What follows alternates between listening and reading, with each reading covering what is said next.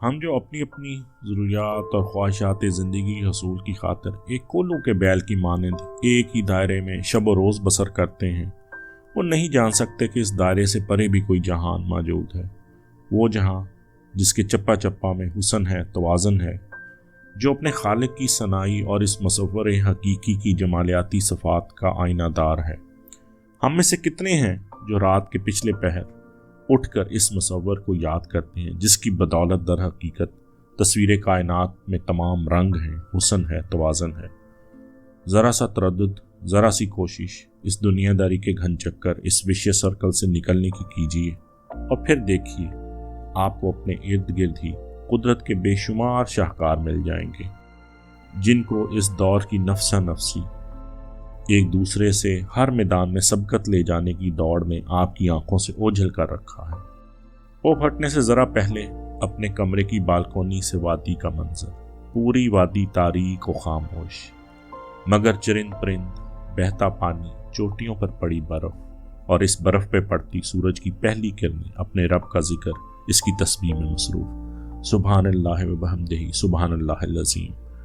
इन लम्हात को कैमरे की बजाय अपनी यादों की एल्बम में महफूज कीजिए, और जब कभी जिम्मेदारियों को निभाते निभाते आपका बदन और इससे बढ़कर आपका जहन थकन से चूर चूर हो जाए, तो रात के किसी पिछले पहर किसी गोशे तन्हाई में चंद लम्हे अपने साथ गुजारिए, अपनी यादों का एल्बम खोलिए, इन लम्हात को महसूस कीजिए जिनमें आपने इन पहाड़ों, बर्फ़ों, बहते पानियों और चहकते परिंदों के साथ अपने रब को याद किया था, क्योंकि बेशक सुकून कल्ब सिर्फ जिक्र इलाही में ही रखा गया है।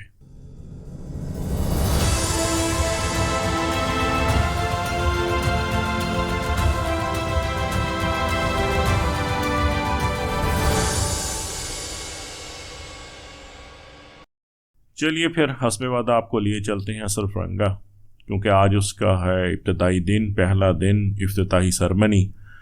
तो अली चल गया, फिर निकले सरफरंगा के लिए, लेकिन अली भाई ने नाश्ते के बगैर कहाँ निकलना है। तो चलिए फिर डाइनिंग हॉल में बैठ के करते हैं नाश्ता। शुमाल में आने के लिए मेरे दो मशवरे हमेशा के लिए पल्ले बांध लीजिए कि ये दो चीज़ें आपने जब भी नेचर की तरफ जाना है, पाकिस्तानी शुमाल में या किसी भी एडवेंचर पे निकलना है, तो ये दो चीज़ें आपने घर छोड़ के आनी है।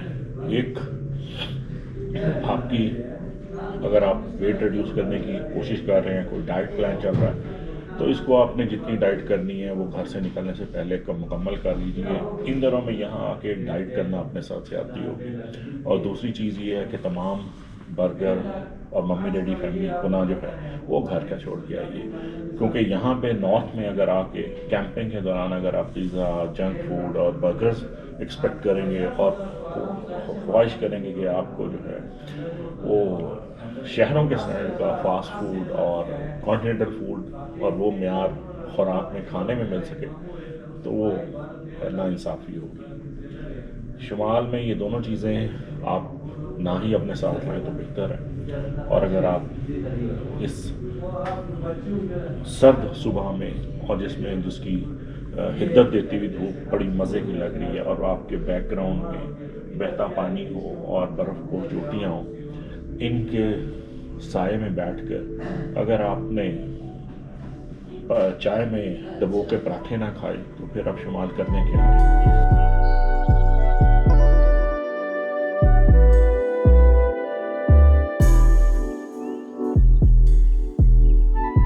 तो जनाब ये है हमारा ऑर्डर नाश्ते का, जो कि वेटर ने 5 दफ़ा मुझसे कंफर्म किया कि आप साथ 2 आदमी ही हैं। तो मैंने उसे कहा आप बेफिक्र रहें, अंडे से हम डबल भी कर लें तो हम 2 आदमी ही खा लेंगे, क्योंकि अंडे अन्नेवाह ही अच्छे।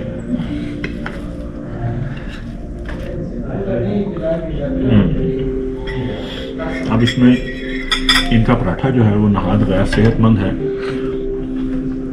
ना इसमें वल है ना इसका कोई हल है, तो लिहाजा अब इसको ऐसे ही खाना पड़ेगा। जी अली भाई ख़त्म करेंगे और मैं सिर्फ अपना हाथ अंडों पे साफ करूँगा। स्कर्दो बाज़ार बड़ा बारौनक बाज़ार था, हर चीज़ दस्तयाब, मगर एक बहुत बड़ी कमी नज़र आई।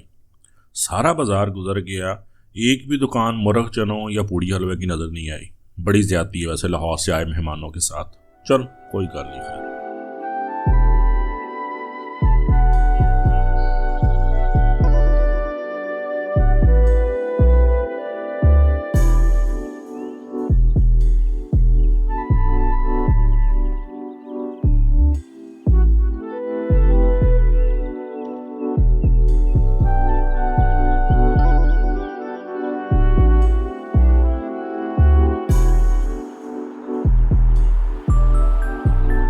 वैसे तो मेरी फटीचर सी कार रैली की किसी भी कैटेगरी के लिए क्वालिफाई नहीं करती थी, मगर मैंने अपना रेसिंग का शौक़ रास्ते में ही अपने से आगे जाती पोर्शे को क्रॉस करके पूरा कर लिया।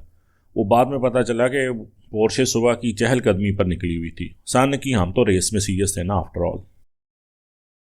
ले जी, दरिया सिंध का एक पुल क्रॉस करते ही सड़क हुई कुछ बुलंद और हम जा पहुंचे सरफरंगा डेजर्ट। पथरीली रेत, यहाँ मुझे हाइकिंग शूज़ में भी चलने में दिक्कत हो रही थी। पाँव रेत में धसे जा रहे थे। न जाने जीप रैली किस तरह होगी यहाँ। इफ्तिताही तकरीब जारी और सारी, फौजी बैंड मुख्तलिफ धुनें फिजा में बखेर रहा था। पंडाल में सबसे पहले नज़र पड़ी दो नहायत स्मार्ट और लंबे नौजवानों पर। पेशाना आपने?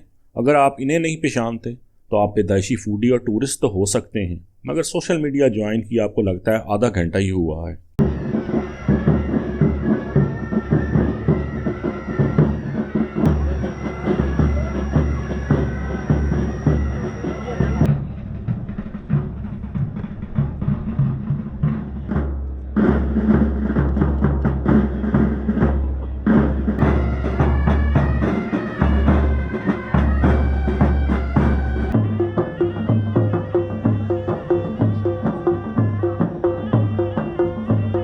सरफरंगा दरिया सिंध के बेड पे फैला हुआ एक सर्द सहरा है। इसकी वुसअत का असल अंदाज़ा शिगर जाते हुए किसी ऊंचे मुकाम से वापस अपने पीछे मुड़ के देखने से होता है। कोई 10-20 किलोमीटर पर मुहित, मगर ट्रैक को घुमन घेरियां देकर 80 किलोमीटर के लगभग तवील कर दिया गया था। रैली का पहला दिन है और इफ्तिताही तकरीब, और इसके बाद शुरू होना है क्वालिफाइंग राउंड। वक्त है हमारे पास अभी, तो चलें फिर शिगर ही हुआ आते हैं। बाबे शिगर पे तो खड़े ही हैं। अब किसी के दरवाजे तक आकर मुलाकात की बगैर जाना तो बड़ी बदतज़ीबी की बात लगेगी। सरफरंगा सहरा की हद जहाँ ख़त्म होती है वहाँ सड़क बुलंद होती गई और पूरे सरफरंगा का एरियल यानी ड्रोन व्यू सामने था। अली जो हर वक्त मुझे ड्रोन की कमी का एहसान दिलाता रहता था, मैंने कहा ले अली, अल्लाह ने सुन ली तेरी, अब जितने मर्जी हवाई नज़ारे रिकॉर्ड कर ले। अब अली साहब की ज़िद थी कि सरफरंगा की ऊपर से ओपनिंग सेरेमनी तो हमने कवर कर ली है, लेकिन हम लोग कह रहे थे अली साहब के जी इसमें आपका एरियल व्यू जो है वो मिसिंग है। अब एरियल व्यू के लिए ड्रोन तो हमारे पास है नहीं, तो फिर क्या किया जाए? तो हम खुद ही जहाज़ बन जाते हैं। वो आप कीजिएगा लाहौर वाला जहाज़ नहीं, मगर ड्रोन की जिम्मेदारी हमने उठा ली है, क्योंकि यहाँ पे ऊंचाइयों की कमी नहीं है। तो लोगों की हाजिर आपके लिए सरफरंगा रैली का aerial view.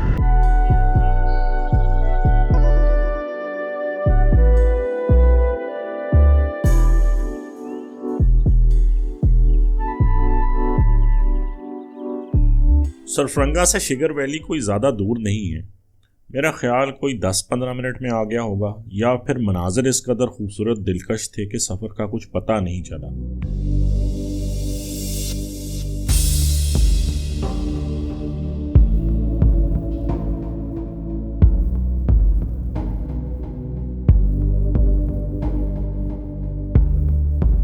Polo ground Shigar के सामने दाएं हाथ एक तंग सी गली की नुक्कड़ पर शिगर फोर्ट का बोर्ड लगा देखा। गली तो इतनी तंग सी है, इस पर कोई किला कैसे हो सकता है? मेरे जहन में शायद शिगर किला कोई लाहौर किला के हमपल्ला इमारत थी।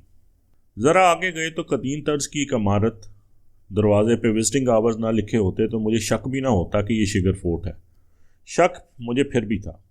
शक तब दूर हुआ जब गार्ड ने 600 रुपया फ़ी बंदा के हिसाब से टिकट कार्ड हाथ में पकड़ाया, तब यकीन आया।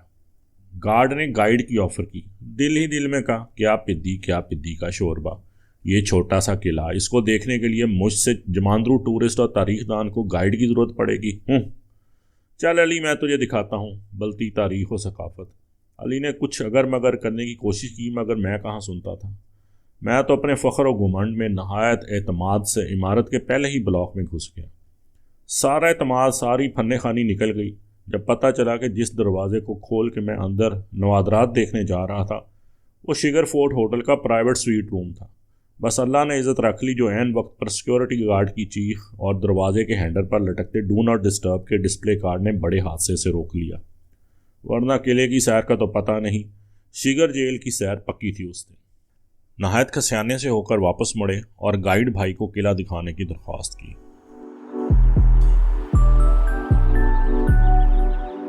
खान वालों ने 1999 में इस फोन की रेनोवेशन स्टार्ट की और किस साल में? 1999 में 1999 में इसकी रेनोवेशन हुई स्टार्ट की और 204 में कंप्लीट हुई। $1.4 मिलियन इस फोन में स्पेंड किया। इसे एक म्यूजियम और लेजेंडरी होटल में कन्वर्ट किया। अभी सरीना इसको मैनेज कर और ये वाच टावर सिक्योरिटी पर्पस के यूज करते थे। इधर से तीरों कमान लेके सिवाय मेन गेट तक नजर रखते थे। मसलन आजकल रैकेट या दूसरी और ये वही ओरिजिनल कंडीशन में है सर। छत जो है वो लकड़ी के बालों और सर यहाँ पे कुछ मजहबी अलामात बने हुए हैं।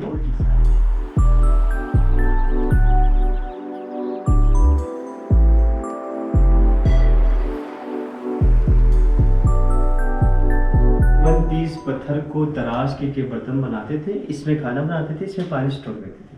दोनों पत्थर के बने बर्तन हैं। और ये सर दरबार का किचन था।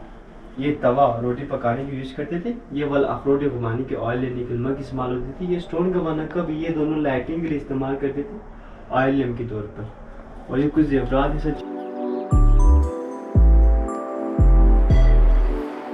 ये इसमें सर बकरी याक के बाल इस्तेमाल करके पहला धागा बनाते थे, उसके बाद एक कारपेट बनाते थे। और ये आप जानते हैं ये पोलो चौगान अगर आपके इलम में हो तो ये सारे बरसगीर की पसंदीदा गेम थी बादशाहों की। और इसको बरसगीर का एक बड़ा मशहूर बादशाह खानदान गुलामा कुतुबुद्दीन ऐबक इसको खेलते हुए ही मर गया था घोड़े से गिर के मरा था। और उसका मकबरा जो है वो लाहौर में है। और बदकिस्मती से लाहौर 1.25 करोड़ लोगों का शहर है और बीच में से 1 करोड़ 23 लाख को नहीं पता।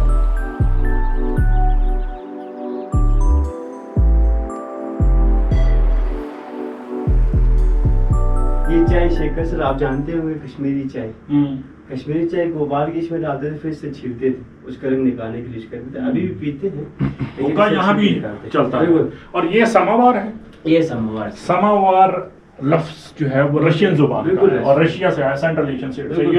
हम क्योंकि खुद भी कश्मीरी हैं तो ये हमारे कल्चर का लाजमी हिस्सा है। बीच में कोयला, इसके बीच में कोयला और यहाँ पे जो भी कुछ है।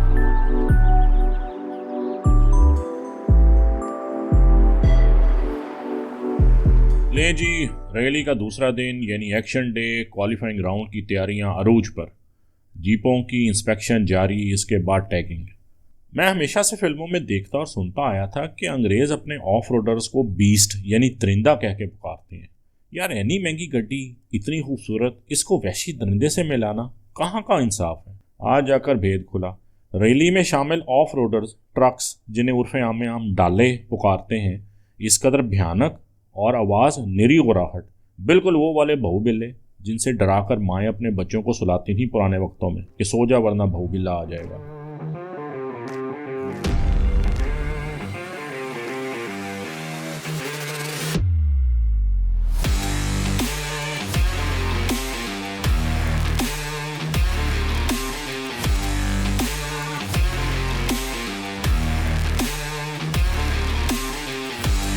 जी, इस वक्त हम सरफरंगा डेजर्ट रैली के वेन्यू पे खड़े हैं और हमारे साथ जो है वलीद सोमरो साहब हैं, वन ऑफ द पार्टिसिपेंट, जो कि बहावलपुर से जो है इस रैली में शिरकत फरमा रहे हैं।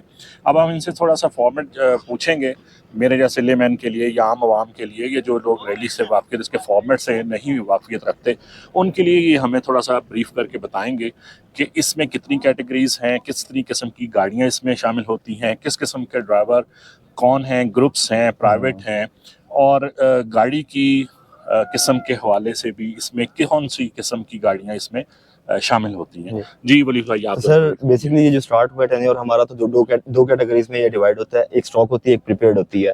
जो स्टॉक होती है उसमें समझे कंपनी फिटेड चीजें होती हैं और कुछ चीजें अलाउ होती हैं। जिस तरह से आप ये देख सकते हैं हमारी गाड़ी में लेदर वायर लगे हुए हैं, ये अलाउ होते हैं। कुछ आफ्टर मार्केट स्प्रिंग होते हैं, ये होगी स्टॉक की कैटेगरी। और जो प्रीपेड होती है वो आप प्रीपेड में आप कुछ भी उसमें डाल सकते हैं, आफ्टर मार्केट जिस तरह से भी आप उसको चाहें। यानी एक होगी प्रो क्लास, एक होगी प्रोडक्शन क्लास। और ये जो चोलिस्तान से जो सिलसिला शुरू हुआ था हमारा, वो दो ट्रैक्स में डिवाइड होता है, एक 500 किलोमीटर में और एक 250 किलोमीटर में। तो उसी को लेते हुए हम यहाँ पे पार्टिसिपेट करने आए हैं। और जो ग्रुप्स की बात है तो मैक्सलेट भी है यहाँ पे, पाक व्हील्स का ग्रुप भी है और टीम सुल्तान भी है। तो जिस पे जो डिपेंड करता है वो टीम में है या अपना सोलो है, ये आप पे डिपेंड करता है। सही। मैं आपका कहने का मतलब ये है कि एक आम आदमी भी अगर उसको इसकी जो आपकी रैली की और स्पोर्ट्स रेसिंग का गेम का शौक है, वो इसमें अपने बजट के मुताबिक इसमें शमूलियत इख्तियार कर सकता है, इसमें कोई रेस्ट्रिक्शन नहीं है। अच्छा, ये तो हो गया आपके गाड़ी का। जो आप मुझे ये बताइए कि इसमें ये जो आप जब रेस में जब शामिल होते हैं तो आपके इसके अंदर जो है कितने अफराद की टीम होती है? क्योंकि खाली ड्राइवर तो मेरे ख्याल में नहीं होता, टीम वर्क है। तो कितने अफराद की टीम होती है और उनकी जिम्मेदारियां क्या क्या होती हैं? ये बेसिकली एक क्रू पे डिपेंड करता होता है। एक क्रू हमारा होता है जिसमें हमारे पास मैकेनिक होता है, एक इलेक्ट्रिशियन होता है, हमारे पास कुछ बॉयज होते हैं जो कि लुक आफ्टर करते हैं, और बेसिकली जो टीम वर्क होता है ड्राइवर और नेविगेटर का होता है इसमें। ये थे वलीद सोमरो जो कैटेगरी सी प्रिपेयर्ड में कंटेस्ट कर रहे थे। और अब चलते हैं यासिर निसार साहब से गपशप करने, जिनकी स्मार्टनेस और आउटलुक को देख मुझे न जाने क्यों हॉलीवुड अदाकार क्लिंट ईस्टवुड की जवानी की फिल्में याद आ रही थी। चलें बात करते हैं यासिर साहब से। यासिर भाई वेरी काइंडली उन्होंने हमारे लिए थोड़ा सा टाइम स्पेयर किया, और क्योंकि मेरा तो बिल्कुल ही इस रैली की जो फॉर्मेट है और इससे नाबल्द हूँ, तो मेरे जैसे लोगों के लिए जो कि रैली के फॉर्मेट से, इसके डिज़ाइन से और ये इसमें इसकी तफसीलात से लाइल्म हैं, उनसे हम ज़रा राशिद भाई से जो है वो थोड़ी इस पर रोशनी डलवाते हैं ताकि हमारे इल्म में इजाफा हो। अस्सलाम वालेकुम जी। यासिर भाई, मुझे ये बताइएगा कि इस रैली का जो है ये फॉर्मेट क्या है, इसमें कितनी कैटेगरीज हैं जो व्हीकल वाइज है, इसमें जो आपकी टीम है वो कितने उसमें क्रू मेंबर्स होते हैं, इस पर ज़रा रोशनी डालिए। अच्छा सर, इसमें बेसिकली ना ये जो रैली है, ये वाली जो पर्टिकुलर रैली, वैसे पाकिस्तान में जितनी भी रैलीज हैं उसमें बेसिकली 9 क्लासेस होती हैं।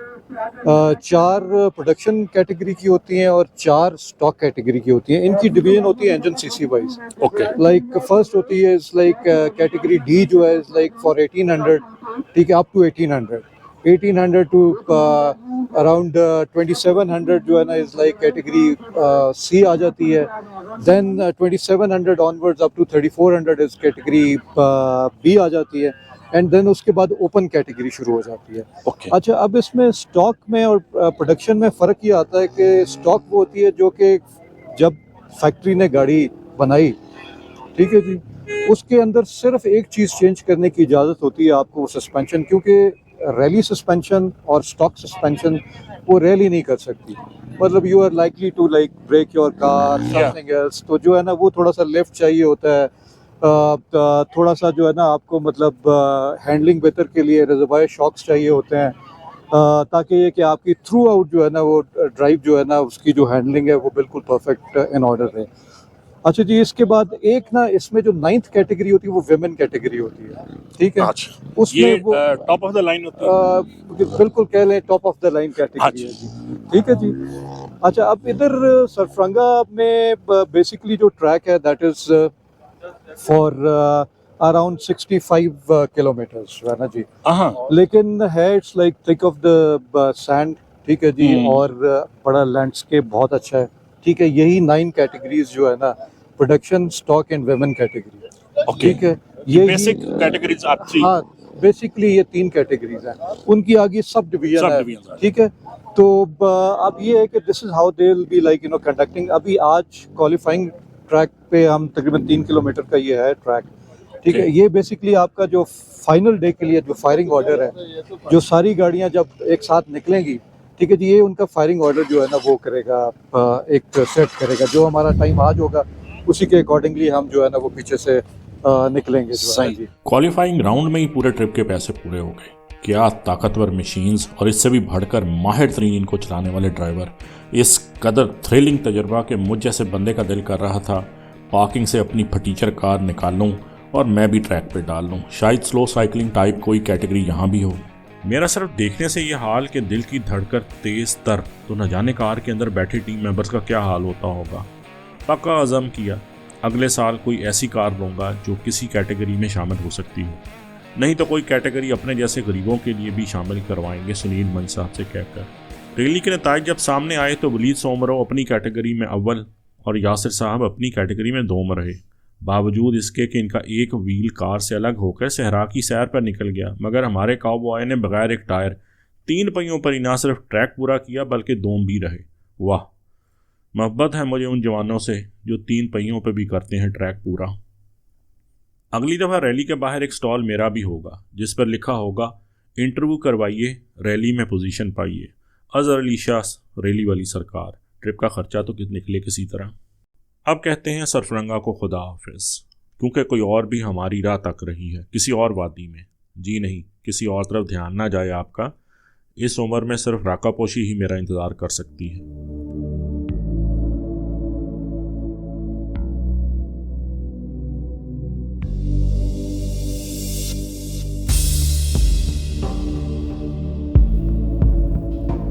निकले तो थे स्कर्दू से हुंजा के लिए, मगर किस्मत को कुछ और ही मंजूर था। लगता है आते हुए सस्सी के बारे में जो रिमार्क्स मैंने दिए थे वो ना सिर्फ सस्सी ने सुन भी लिए और माइंड भी कर गई। स्कर्दू से 1-1.5 घंटे मुसाफत के बाद अस्तक नाला पर हमें रोक लिया गया। मकाम सस्सी पर लैंडस्लाइडिंग हो रही थी मुसलसल। जी, ताज़ा तरीन खबर ये है कि स्कर्दू सरफरंगा डेजर्ट से वापसी पे स्कर्दू रोड ब्लॉक है, और वो पता ये तब चला जब 100 किलोमीटर ऑलमोस्ट आ गए। हरामोश के मकाम पे रोड ब्लॉक है और अब अस्तक नाला पे एक गैर मारूफ से मंजी होटल में हमें रुकना पड़ा है। चाहे वो साहब बहादुर हमारे ऑर्डर पे जो है दूधपति नाले के पुल पे लिया है और यहीं खड़े होकर फिर एंजॉय करते हैं। और कमरा ऐसे ढाबा में जैसा का कमरा मिल सकता है वो ही मिला है और अब गुजारा करना पड़ेगा। और इतला ये है कि अब जो है वो सुबह रोड ओपन डे होगा, क्योंकि शाम 5 बजे के बाद जो है वो FWO का महकमा जो है वो रोड क्लियरेंस नहीं देगा, तो सुबह तक हम यहीं हैं। और वो पता करने का भी वाहिद तरीका ये है कि गिलगित की तरफ से अगर कोई गाड़ी आती हुई दिखाई देगी, सड़क पे आके खड़ा होना पड़ेगा, तो उसे पूछेंगे कि भाई साहब रोड खुल गई है। जिस तरह पूछा जाता है रोटी खुल गई है, तो इस तरह रोड खुल गई है। और अगर जवाब हाँ में हुआ तो फिर हिम्मत करनी पड़ेगी, अदरवाइज अब कोई पता नहीं है कि कितने दिन या कितने घंटे हमें मजीद यहाँ रुकना पड़े और इस नाले के शोर को से एंजॉय करना पड़े। मगर अच्छी खबर ये है कि चाय इज फैंटास्टिक। क्या नाम है आपका? अली वारिस सर। अली वारिस। हाँ लें जी, अभी हमें उड़ती उड़ती खबर मिली है जो भाई साहब हमारे लिए चाय लेकर आए हैं वो बहुत मशहूर हैं, और उनको अगर हमने मैंने अपने वीलॉग को कामयाब कराना है तो उनकी कवरेज भी करेंगे, तो इनकी इंशाल्लाह ताला मदद से और इनकी बरकत से हमारा वीलॉग भी कामयाब हो जाएगा। तो अली वारिस साहब ने नहायत फैंटास्टिक किस्म की चाय हमें पिलाई है। अब देखें हम ये अलविदा कितने बेहतरीन तरीके से कल करते हैं। बिस्किट का असल मज़ा चाय में डोबे देरे के खाने में है। हाँ, क्या बात है। जब तक ये गिरने वाला नहीं हो जाएगा, असल महारत ये है कि इंसान का ये पहचानना कि कौन से डोबे के बाद ये बिल्कुल गिर जाएगा और उसे गिरने ना देना। बस बहुत हो गया और नाकामी हो गई। नाला पर एक ही होटल था जिसके बोर्ड पर साफ सुथरे कमरे की तस्वीर थी। फौरन एडवांस थे। जब कमरे में पहुंचे वो यह कि हमारे साथ प्रैंक हो गया था। ऑनलाइन ऑर्डर की तरह दिखाया कुछ और मिला कुछ और। ऊँट की औसादा सी। ठंडी आहें भरने के अलावा और क्या किया जा सकता था। गरम चाय पी, चुप कर रोटी होटी खा, ठंडा पानी पी मेरे। मुहावरे कभी गलत नहीं हो सकते। मुहावरा है अल्लाह शक्कर खोरे को शक्कर देता है। रोड ब्लॉक की वजह से अस्तक नाले पे जहाँ हमें रहने को कमरा नहीं मिल रहा था, वहाँ उसी जगह पे ढाबे में रात के डिनर में मुलाहिजा फरमाइए कि लाहौरी फूडी के लिए क्या क्या दस्तयाब है।